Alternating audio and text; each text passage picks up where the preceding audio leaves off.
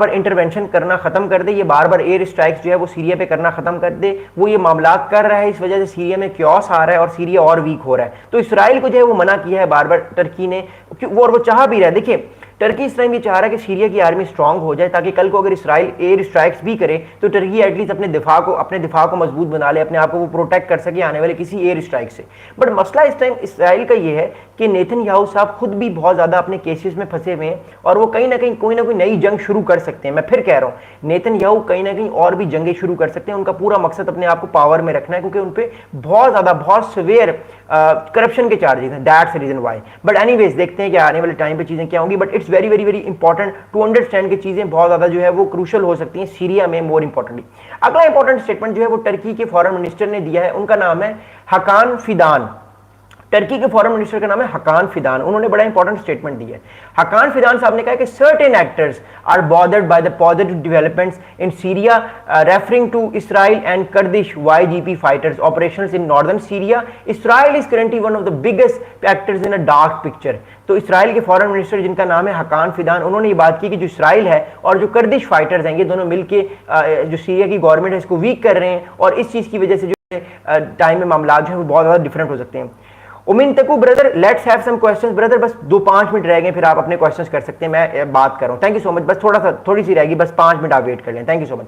अब बात ये है, अच्छा टर्किश फॉरेन मिनिस्टर ने एक और बड़ा इंपॉर्टेंट जो है वो स्टेटमेंट दिया। उन्होंने ये कहा है कि to the contrary you should make sure your neighbours countries are prosperous and secure. If you try to destabilise this countries, if take this steps to that and this could trigger other crisis in the region. यानी मिसाल के तौर पे बात ये की है Turkey के फॉरेन मिनिस्टर ने कि अगर इस तरह की जंगें और होती रही, अगर कोशिश की बार बार इसराइल ने सीरिया में स्ट्राइक्स करने की, तो और ज्यादा रीजन में इनबैलेंस आएगा और ज्यादा रीजन में मामला खराब हो सकते हैं। So that's very important. अब इस सारे मामले की जो इंप्लीकेशन है वो मैं आपसे बताऊंगा, लेकिन उससे पहले मैं आपको एक बड़ी इंपॉर्टेंट बात बताऊं कि Syria last month requested, Syria ने पिछले महीने रिक्वेस्ट की है सीरियन गवर्नमेंट में टर्की को to support to strengthen its defence capabilities following the sectarian violence that increase in tension in the country and due Israeli intervention. Developments in Syria have increased tensions between the Turkey and Israel which has taken over the former no man land adjacent to border as a buffer zone. अच्छा मसला क्या हुआ मैं आपको बताऊं। देखिए बात इस टाइम ये है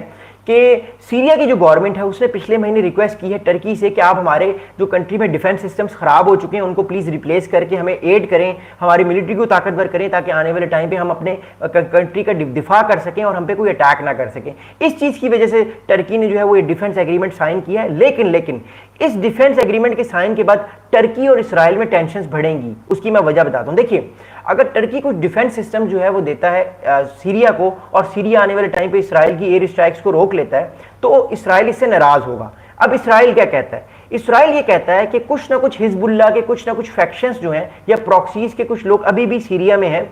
मैं सीरिया की गवर्नमेंट को खत्म नहीं करना चाहता, मैं सिर्फ हिजबुल्लाह के जो हिजबुल्लाह के टारगेट्स हैं उनको मैं स्ट्राइक करना चाहता हूं ताकि मैं अपने आप को बचा सकूं। अब सीरिया ये कहता है कि आप डायरेक्टली हिजबुल्लाह पे अटैक ना करें, आप हमें बताएं, हम उनके खिलाफ एक्शन लेंगे, आप हमारी सॉवरेनिटी को बार बार वायलेट ना करें। लेकिन इसराइल कहता है कि आपके पास उतनी कैपेबिलिटी नहीं है, आपकी मिलिट्री बहुत छोटी है, आपकी मिलिट्री बहुत कमजोर है, आप इन हिजबुल्लाह के फैक्टर्स के खिलाफ नहीं लड़ पाएंगे, इसलिए मैं स्ट्राइक्स करूंगा। तो दैट्स द रीजन व्हाई जब भी इसराइल स्ट्राइक करता है सीरिया परेशान होता है। अब टर्की ये चाह रहा है कि इसराइल स्ट्राइक्स भी ना करे सीरिया में, सीरिया की मिलिट्री इतनी स्ट्रांग हो जाए कि जब भी इसराइल सीरिया को बोले कि ये जो मिलिट्री टारगेट है इसको आपने खत्म करना है, ये मेरे इंटरेस्ट के खिलाफ काम कर रहा है, हिजबुल्लाह का या किसी भी और फैक्शन का, आप इसको खुद खत्म करें। तो सीरिया की मिलिट्री इतनी स्ट्रांग हो जाएगी अगर टर्की हेल्प करेगा। तो कहने का मतलब है टर्की ये चाह रहा है कि किसी तरह सीरिया की जो सॉवरेनिटी है वो वायलेट ना हो। लेकिन जब तक सीरिया की जो है मिलिट्री स्ट्रांग नहीं होगी, मैं फिर कह रहा हूं, जब तक सीरिया की मिलिट्री स्ट्रांग नहीं होगी, इसराइल बार बार वायलेट करेगा सीरिया की जो सॉवरेनिटी और बार बार अटैक्स करेगा उन सारे टारगेट्स पे जो इसराइल को लगता है कि वो उसके खिलाफ है। इसराइल ये कहता है कि जो मैं स्ट्राइक्स करता हूं सीरिया में वो मैं सीरियन गवर्नमेंट के अगेंस्ट नहीं करता, वो मैं सिर्फ उन फैक्शंस के अगेंस्ट करता हूं जो कि मेरे इंटरेस्ट का ख्याल नहीं रखती। So that's the reason why इतनी सारी कॉम्प्लिकेशंस जो है वो इस टाइम मिडिल ईस्ट में और आने वाले टाइम पे भी होंगी। बट मोर इंपॉर्टेंटली टर्की ये चाहता है कि वो जितना ज्यादा हो सके सीरिया को ताकतवर करे, ताकि सीरिया जो है और उसके अंदर जो कुर्दिश फैक्शंस हैं, जो कुर्दिश, जो आपको पता है कि जो कुर्दिस्तान की बात करते हैं, जो टर्की का एक इलाका है उसको आज़ाद करने की बात करते हैं, वो उनके खिलाफ एक्शन लेता है और उनके खिलाफ वो बड़ा सेंसिटिव है, वो बड़ा सख्त है। वो चाहता है कि सीरिया उनके खिलाफ भी एक्शन ले और उनको मार दे ताकि टर्की का जो है मसला ही खत्म हो जाए और वो बासानी अपने इस चीज़ से निकल जाए। That's a very important reason. अब हम इस सारे एस्पेक्ट की इंप्लीकेशंस में जाते हैं और हम देखते हैं क्या होगा आने वाले टाइम पे। फिर मैं आप लोगों के क्वेश्चंस लेता हूं, आप लोग सवालात करते रहे, बस मेरी वीडियो थोड़ी सी रह गई है। अच्छा, अब इस सारे मामले के जो हल है वो ये है, या सारे मामले का जो इंप्लीकेशन है वो ये है। देखिए, एक बात तो तय है कि अब टर्की और सीरिया की जो मिलिट्री के